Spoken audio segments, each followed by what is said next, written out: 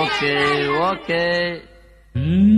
ಒಂದಾನೊಂದು ಊರಲ್ಲಿ ಒಬ್ಬ ಹುಡುಗನಿದ್ದನು, ಯಾರಿಗೂ ಹೆದರದ ರಣಧೀರನು.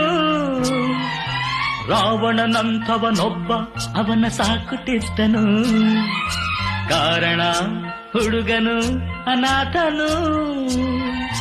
ಭೀಷ್ಮ ಅರ್ಜುನರೆಲ್ಲ ಹುಡುಗಿಯರ ಕದರಲ್ಲ, ಹಾಗೇನೆ ಈ ಹುಡುಗ ಮಾಡಲೆಂದು ಹೋದಾಗ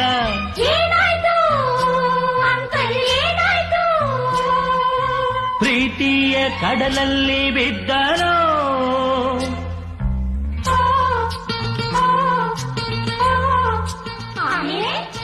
ಲಾಲ ಲಾಲ ಕಲನ ನಾನನ